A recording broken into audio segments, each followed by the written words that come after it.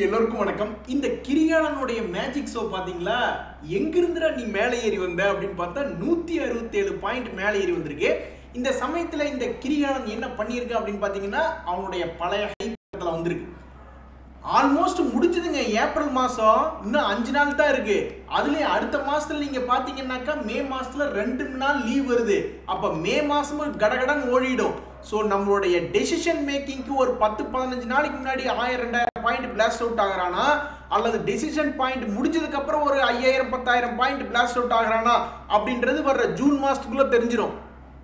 So market 2000-3000 point June மாசத்துக்கு அப்புறம் ஏறினாலும் சரி இறங்கினாலும் சரி, மறுபடியும் எந்த செக்டர்ல ஃபோக்கஸ்ல இருக்கணும் அப்படின்னா டிஃபென்ஸ் ஸ்டாக்ஸ். அவன் எப்படி இருந்தாலும் கீழே ஏறினாலும் மறுபடியும் மேலே ஏற தகுதியுடைய ஸ்டாக்ஸா இருக்கு.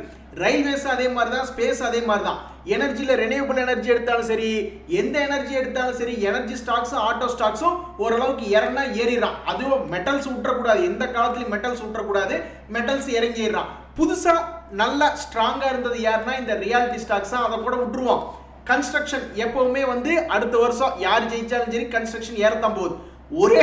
ஒரே ஒரு குரூப் கிட்ட மட்டும் நம்ம போய் அடி வைக்க கூடாது. அது யாருன்னா ஃபுட்வேர். இந்த ஃபுட்வேர், எஃப்எம்சிஜி இது போன்ற செக்டர்லாம் நம்ம போறோம்னு வச்சுங்களேன், அந்த குயிக்கா மணி கிடைக்கணும் அப்படின்னு ஆசைப்படுறவங்க அந்த இடத்துக்கு போகக்கூடாது. அது மெதுவாக தான் ஏறி வரும். ஸோ என்னை பொறுத்த வரைக்கும் இந்த 2000-3000 பாயிண்ட் மூவ்மெண்ட்டுக்கு எது தகுதியான ஸ்டாக்ஸ் நம்மளுக்கு பெருசா சம்பாரிச்சு கொடுக்குன்னா இது போன்ற ஸ்டாக்ஸாக தான் நான் பார்க்குறேன். ஸோ எலெக்ஷன் சமயத்துலையும் சரி, எலெக்ஷன் முடிஞ்சும் சரி, ஏதாவது ஒரு பெரிய ஆப்பர்ச்சுனிட்டி விட்டுட்டோமோ அப்படின்ற மாதிரி நீங்கள் ஃபீல் பண்ணாலும், அதுக்கப்புறம் எலெக்ஷன்றது ஒரு ஈவெண்ட் தானுங்க வாழ்க்கையில். அந்த ஈவெண்ட்டை தாண்டினதுக்கப்புறம் எந்த ஸ்டாக்ஸ் எந்த செக்டரை ஃபோக்கஸ் பண்ணணும்னா என்னை பொறுத்த வரைக்கும் இதெல்லாம் தான் குயிக்காக மூவ் ஆகக்கூடிய செக்டர்ஸ். அதுலேயும் பாருங்க நண்பர்களே, எல்லாமே நியூஸ் தாங்க ஷேர் மார்க்கெட்டில். இந்த ஐநாக்ஸ் விண்ட் போனஸ் ஷேர் கொடுக்குறாங்களா இல்லையா அப்படின்ற போர்ட் மீட்டிங் வரப்போகுது இன்னைக்கு அப்படின்ற மாதிரி சில நாட்களுக்கு முன்னாடி பார்த்தோம். இன்னைக்கு போர்ட் மீட்டிங்கில் yes we are giving bonus shares அப்படின்ற மாதிரி ஒரு ஷேர் வச்சிருந்தாக்கா உங்களுக்கு 3 ஷேர் போனஸ் தர்றோம் அப்படின்ற மாதிரி அறிவிப்பு வந்ததுக்கப்புறம் இன்னைக்கு நம்ம பார்க்குறோம் ஆல்மோஸ்ட் 8% ஏறி இருக்கான். ஸோ நியூஸ்கள் ரொம்ப முக்கியம்.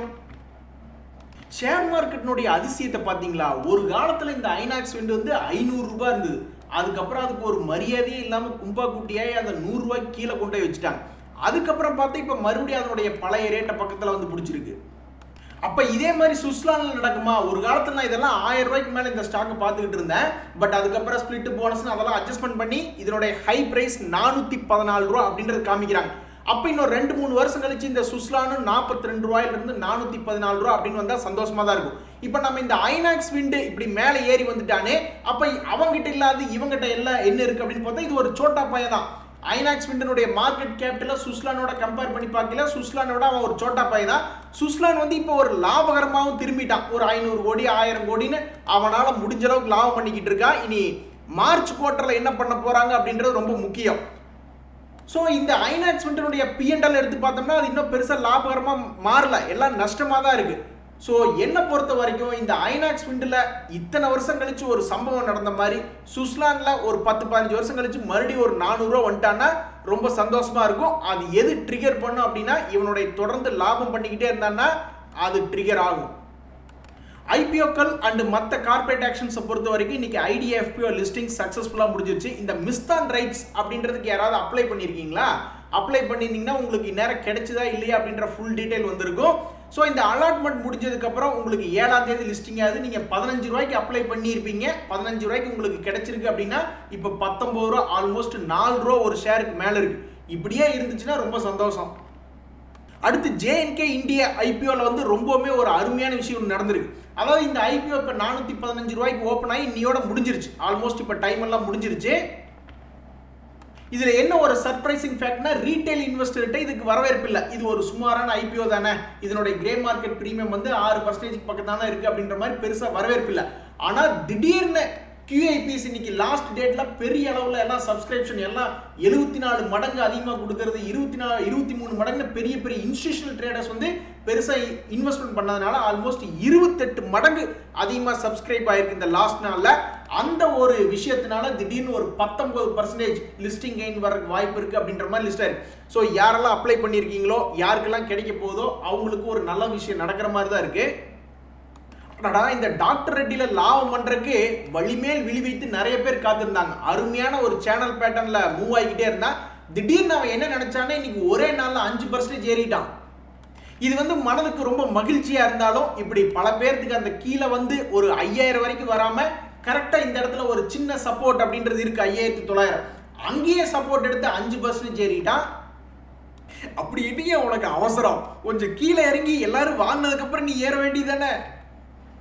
நடிகர் ரஜினியோட படம் என்னைக்குமே பெரும்பாலும் ஏமாற்றாம போகாது. அதாவது எல்லா படமே நல்லா என்டர்டெயின்மெண்ட் கொடுக்கும். அது மாதிரி தான் இந்த குவார்ட்டர்லி ரிசல்ட்ல வந்திருக்கக்கூடிய அனைத்து ரிசல்ட்டுகளுமே பெருவாரியாக பெரிய அளவில் மாற்றத்தை கொடுத்துருக்கான். +10 அல்லது -10 பெரிய அளவில் வால்டில் கொடுத்துருக்கான். நீங்க -10 போயிருக்குமே அப்படின்னு நீங்க வருத்தப்படுவீங்க. ஆனா இன்னொரு விஷயம் என்னன்னா, ஒரே இடத்துல இருக்கிறத விட அவன் ஒரு 30-40% இறங்கி மறுபடியும் அடுத்த குவார்ட்டர்லி ரிசல்ட்ல மேல வந்ததுன்னா அது ஒரு லாபம் தானே. அல்லது கரண்ட் ரேட்ல இருந்து கீழே இறங்காம மேல போனா இருக்கிற லாபத்துக்கு கொடுத்துட்டு வந்துடலாம். ஸோ இந்த குவார்ட்டர்லி ரிசல்ட்ல நான் நிறைய ஷேர்களை பார்க்குறேன் வெடிச்சு செதறான். இதுல இந்த அவன்டெல் அப்படின்ற ஷேர் வந்து இன்னைக்கு வந்த ரிசல்ட் 12% காலி. அதே மாதிரி லாரஸ் லேப் அப்படின்ற ஷேர் அவனு இன்னைக்கு வந்த ரிசல்ட் அவன் காலையில பிளஸ்ல இருந்தா 2% காலி. இவன் அவசரம் கொடுக்க அதுக்குள்ளேயே ஆட்டத்தை ஆரம்பிச்சுட்டான். நியூஜென் அப்படின்றது ரிசல்ட் வரப்போகுது. நம்ம சமீபத்தில் பார்த்துட்டு இருந்த நோட்டீஸ் வந்த டேட்டு 30 ஏப்ரல். அவன் பார்த்தா கடைசியில் 7% எகிரிட்டான்.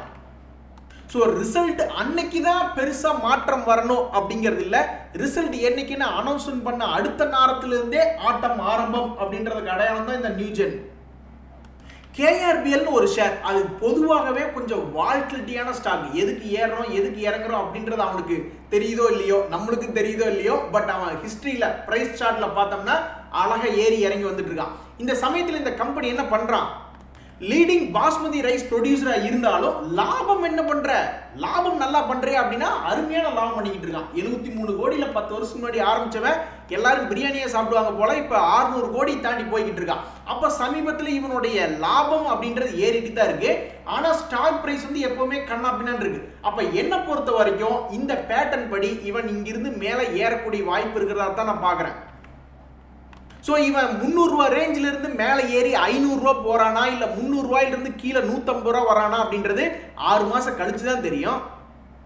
ஆனாடா ஜேபிஎம் ஆட்டோவை பார்த்தோம்னா நல்லா ஜாலியாக தான் இருக்கு. அவனுடைய ட்ரேடிங் பேட்டர்ன் எப்படி இருக்கு அப்படின்னு பார்த்தோம்னா, சார்ட் பிரைஸ் பேட்டர்ன் பார்த்தோம்னாக்கா கொஞ்சம் ஏறு மூவக்கூடிய இடத்துல தான் இருக்கான். பட் இந்த இடத்துல இருந்தே ஏறாம இன்னும் கொஞ்சம் கீழே இறங்கி ஒரு 1000 ரூபா ஒரு 700 ரூபா இறங்கி 1000 ரூபா பக்கத்துல இங்க வந்து 2023 அக்டோபர் மாசத்து வரைக்கும் வந்துட்டு அப்புறம் போனா ரொம்ப சந்தோஷமா இருக்கும். ஏன்னா கான்ஃபிடன்ட் இன்க்ரீஸ் ஆகுது.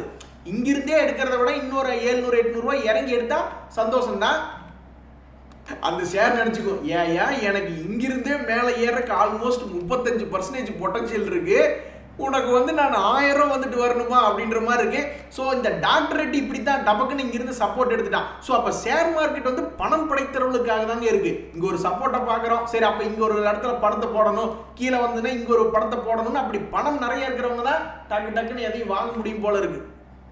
நீ பண்ணதுலயே உருப்படியான விஷயம் இது ஒண்ணுதாயே அப்படின்ட்டு இந்த ஐஎக்ஸ் ஷேர் சமீபத்தில் அதனுடைய ஃபாலை நிறுத்திட்டான். ஆல்மோஸ்ட் 300 ரூபா ரேஞ்சில் இருந்தது இப்ப 100 ரூபா ரேஞ்சில் ஒரு இடம் கீழே வந்துட்டு அதுக்கும் கீழே போகாம தன்னைத்தானே காப்பாத்தி கொண்டு இருக்கான்.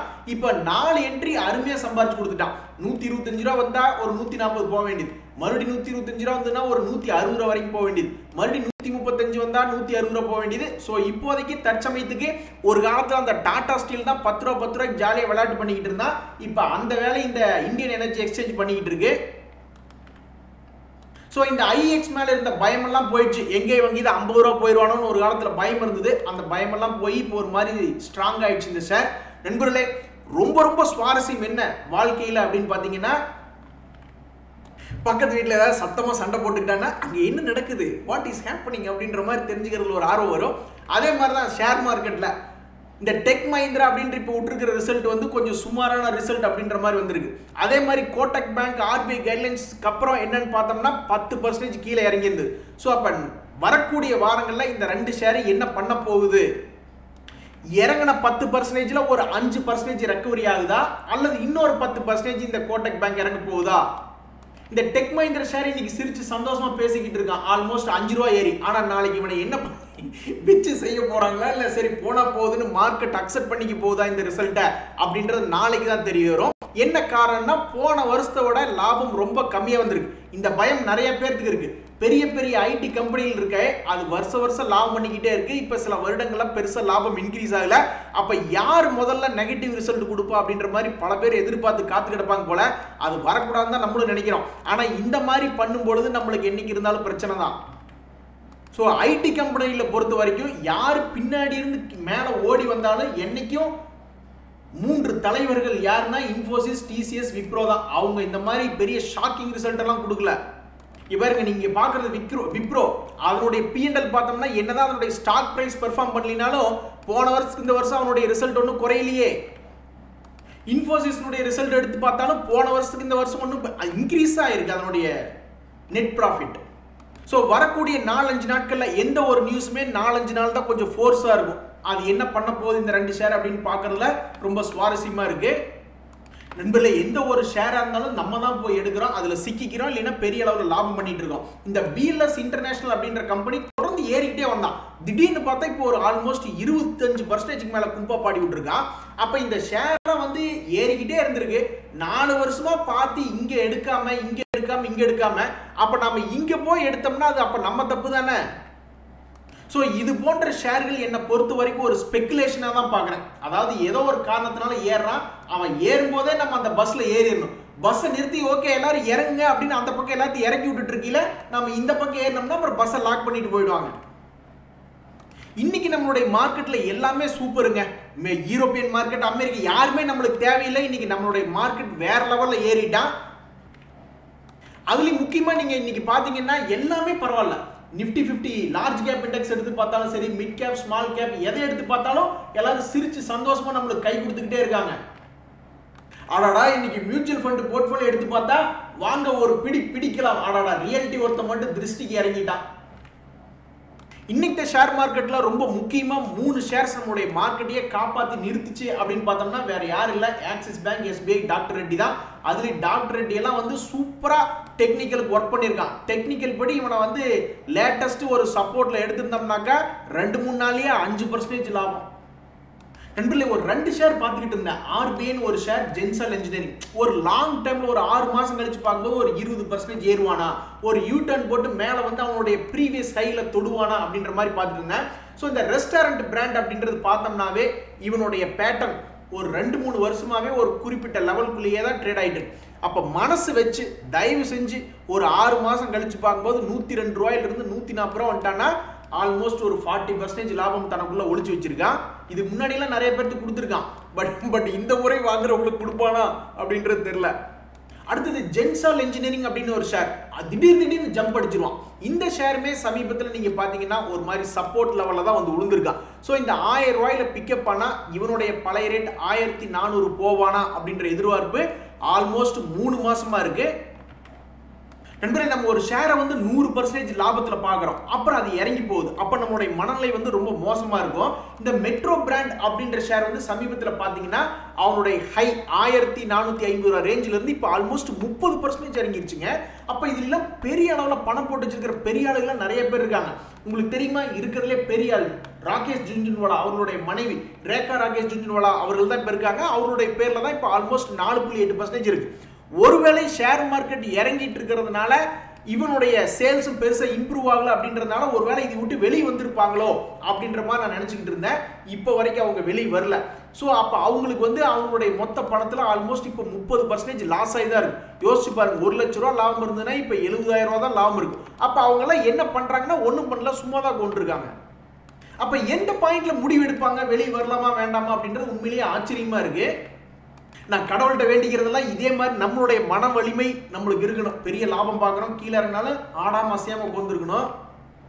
ஆண்டவா உன்னை கும்பிட்டு ஒரு சேரை தொட்டா என்ன ஆகும் அப்படின்ற மாதிரி நான் யோசிச்சுட்டு இருந்தேன். அதாவது இந்த பஜாஜ் ஹெல்த் கேர் ஆகும்னா இடையில வந்துட்டு அவன் என்ன பண்றான்னு பாத்தீங்களா நண்பர்களே, அவனோட 5 வருஷமாக அவனுடைய 5 வருஷ பீரியட்ல நம்ம பேட்டர்ன் போட்டு பார்க்குறோம். அவனுடைய வேலையே ஒரு சப்போர்ட் வந்தா ஏறுற மாதிரி காட்டுறான். ஸோ இப்போ இதில் சப்போர்ட் எடுத்தா எனக்கு ஒரு 6 மாசம் கழிச்சு ஒரு 20% கிடைக்குமா அப்படின்ற எதிர்பார்ப்பு வருது. ஆண்டவா ஏதாவது பண்ணி கொடு அப்படின்ற மாதிரி நினைச்சதுல கை வச்சிடலாமான்னு தான் பார்த்துக்கிட்டு இருக்கேன். இன்றைய தகவல்லாம் உங்களுக்கு உதவி இருந்தா எனக்கு சந்தோஷம் தான். ரொம்ப நன்றி, வணக்கம்.